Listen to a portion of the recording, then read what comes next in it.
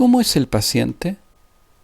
El origen en el desarrollo temprano de los individuos del síndrome metabólico. Esto es una clase de medicina evolutiva del profesor Stephen Stearns de la Universidad de Yale, traducido libremente por el quien habla. El ser humano es un organismo que en etapas muy tempranas de su desarrollo determina condiciones de vida y condiciones médicas que aparecen y son relevantes 40, 50 y 60 años después. Las condiciones intrauterinas en la infancia, en la niñez, determinan el riesgo cardiovascular, la diabetes y la obesidad que aparece en etapas bastante más avanzadas en la vida. Esta sistematización del desarrollo en función del tiempo en generaciones nos va a permitir ubicarnos, situarnos correctamente en este fenómeno. La importancia de la adaptabilidad en las distintas escalas de tiempo. El proceso de la adaptación tiene denominaciones distintas según en la escala de tiempo que ocurren. La que ocurre en la escala de tiempo menor, más rápido, es la conocida homeostasis, por ejemplo, la de la presión arterial, la del pH, la de la glicemia, que ocurre en una escala de microsegundos, segundos o muy pocos minutos. Es la respuesta fisiológica para mantener ciertos parámetros. Luego, en una escala un poquito mayor, está la reostasis, que consiste en el resetear, recalibrar los puntos de respuesta homeostática, es decir, los puntos en el que se gatilla o en el que se limitan o encuadran estas respuestas fisiológicas. Por ejemplo, la adaptación a un cambio climático o de altura geográfica con un incremento de la hemoglobina. La escala de tiempo en que esto ocurre es la de una semana aproximadamente. Luego está la escala del tiempo en la que la adaptación se llama plasticidad en el desarrollo, de los cuales vamos a hablar ahora. Y es que un hecho temprano en el desarrollo tenga efectos en las fases más tardías de la vida. La escala del tiempo es la de una generación completa. Y finalmente está la escala de tiempo en la que ocurre la selección. Y esa escala de tiempo es de aproximadamente unas 10.000 generaciones. Muchas enfermedades no infecciosas se originan en las primeras etapas de la vida, aunque se desplieguen médicamente en etapas más tardías. Ejemplos son las enfermedades autoinmunes o atópicas. Si el organismo en desarrollo no interactúa con sus simbiontes normales, entonces no se producen las interacciones necesarias para calibrar el sistema inmune. No ocurre la reostasis inmune. Y esto explica las respuestas inmunes anormales con presentaciones clínicas de enfermedades varias. El cáncer.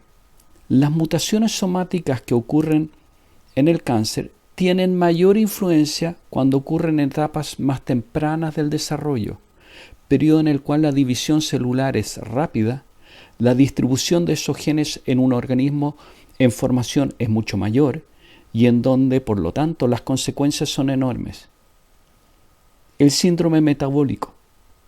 Esa es una condición al nacer que determina la probabilidad de diabetes tipo 2, obesidad, hipertensión y enfermedades cardiovasculares que se presentarán clínicamente 50 y 60 años después.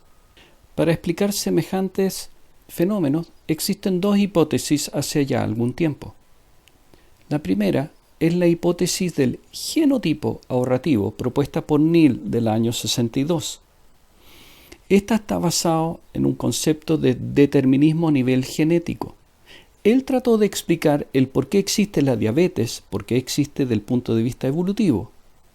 El problema es que las hambrunas no parecen haber sido lo suficientemente frecuentes en la época paleolítica de los cazadores-recolectores como para explicar semejante selección evolutiva. Esta hipótesis fue modificada después por David Baker, el año 92, y es la hipótesis no del genotipo sino del fenotipo ahorrativo. está basado en un determinismo no genético, sino del desarrollo. Trata de explicar el por qué el síndrome metabólico es más frecuente en los adultos que fueron desnutridos como fetos y bebés. El problema de esta hipótesis es que la predicción ambiental para la adultez basada en una condición nutricional fetal previa probablemente no funcione por la baja correlación como para considerarla evolutivamente efectiva. Sin embargo, existe reciente evidencia que muestra que esto no solamente es algo que pudiera estar sucediendo, sino que es enteramente factible y funciona muy bien. El fenómeno sería un fenómeno epigenético. Y aquí los datos que sustentan estas apreciaciones, estos datos en este gráfico, son los datos obtenidos de la así llamada hambruna del invierno holandés, que ocurrió por un bloqueo de los nazis hacia Holanda entre el otoño del año 44 y la primavera de 1945, y la intención era producir deliberadamente una hambruna al que obligó a los holandeses a reducir su dieta a menos de 1000 calorías por día. Y aquí tenemos los resultados. Los niños que estaban en ese momento en el útero fueron seguidos epidemiológicamente en su vida posterior. Los niños que en ese momento se encontraban in útero fueron seguidos epidemiológicamente. Se separaron los niños cuyo embarazo ocurrió sin haber estado expuestos a esta hambruna y de los que se encontraban en útero después de haber finalizado este periodo de hambruna. El grupo estudiado fue separado, subclasificado, según el trimestre el cual fue afectado por esta hambruna, en los que fueron afectados en el último trimestre, de los que fueron afectados por la hambruna durante el segundo trimestre y los que fueron afectados desde el primer trimestre en adelante por la hambruna. Los resultados fueron dramáticos. Y aquí los datos de los niños que sufrieron en distintas etapas de gestación algún estrés. Es que esto sí tiene consecuencias. Durante la gestación temprana, lo que ocasiona este estrés en el embarazo son enfermedades cardiovasculares y una pobre salud general. Si el estrés afecta a mediados de la gestación, lo que se tiene son enfermedades renales y respiratorias.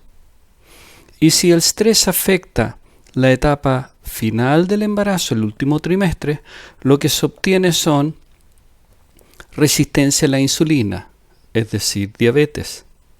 Todas estas enfermedades son las que se pesquisan 30 a 50 años más tarde.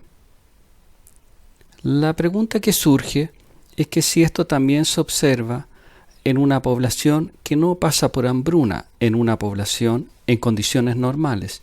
Y para responder esta pregunta tenemos los datos de la población de Helsinki de entre el año 1934 y el año 44.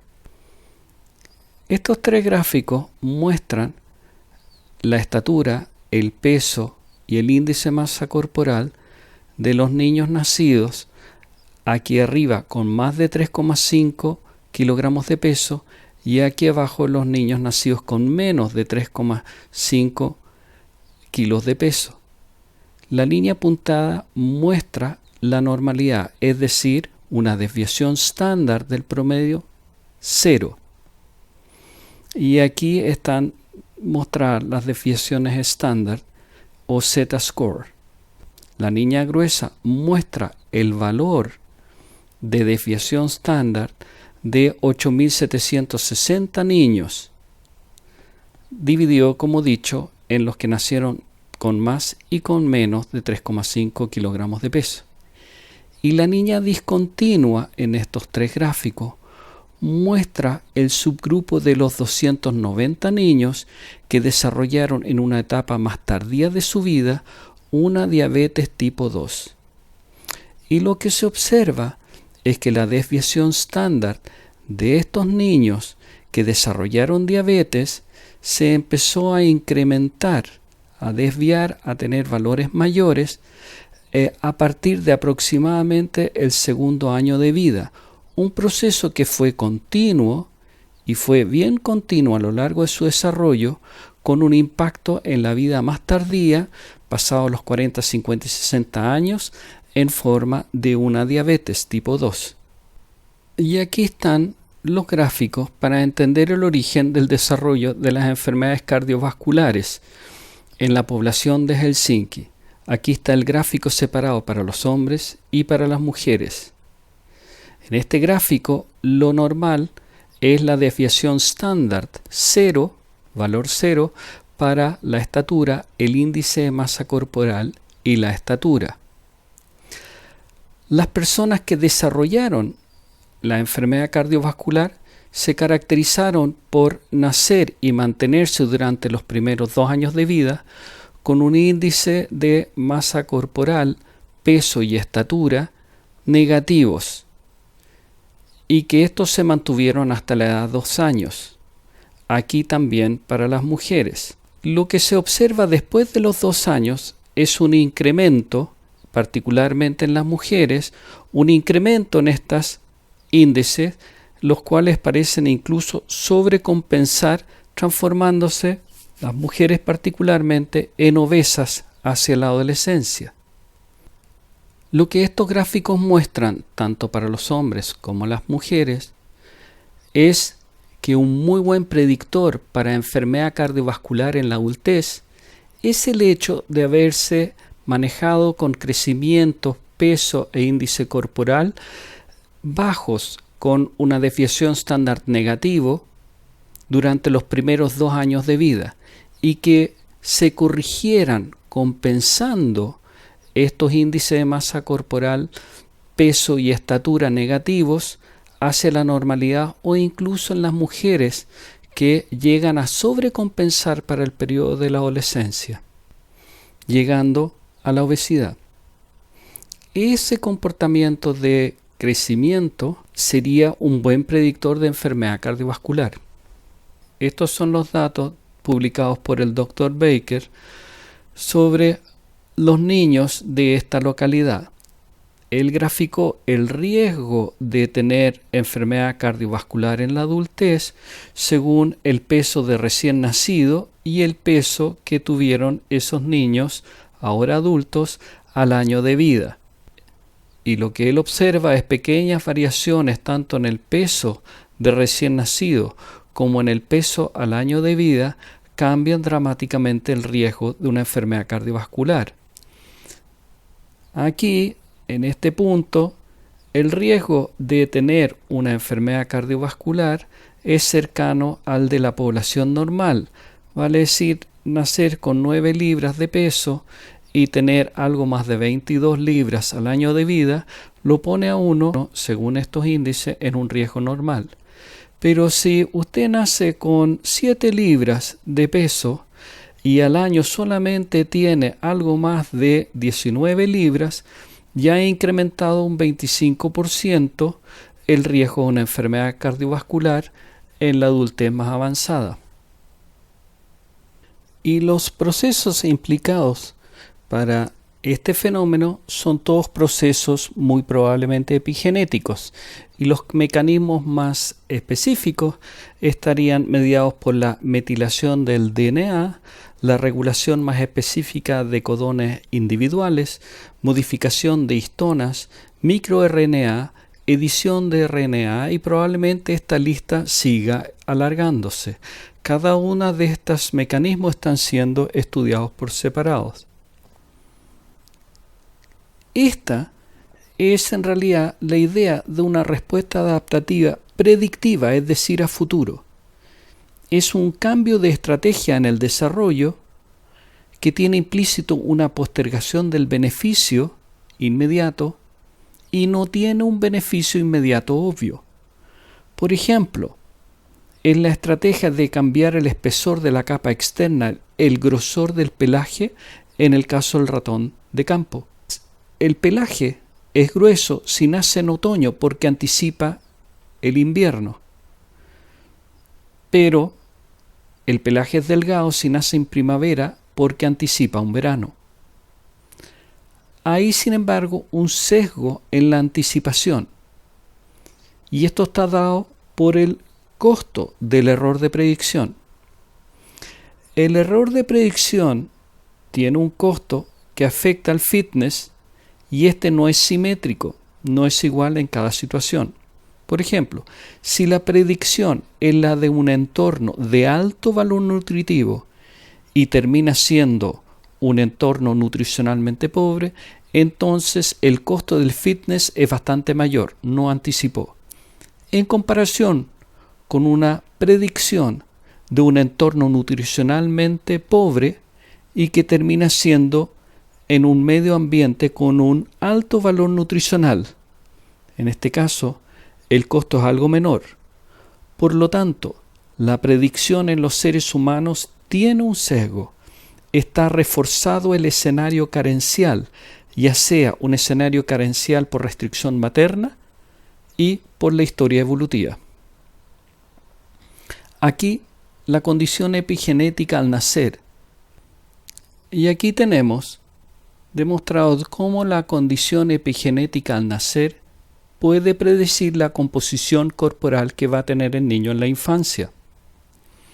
Aquí se realizaron mediciones en el cordón umbilical de RXRA, que son los receptores de ácido retinoideo, que pueden ser metilados y son los que están mediando el crecimiento de los niños.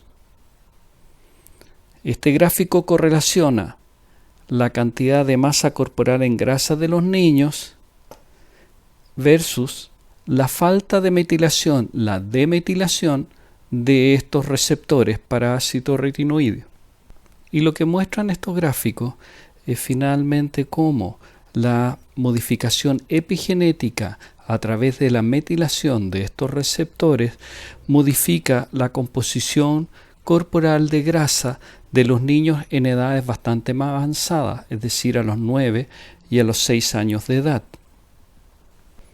Y aquí la extensión del trabajo mostrado en el gráfico previo, en el cual hay un ejemplo en cómo una señal generada por la madre es capturada por el infante en desarrollo in útero y le permite adaptarse epigenéticamente.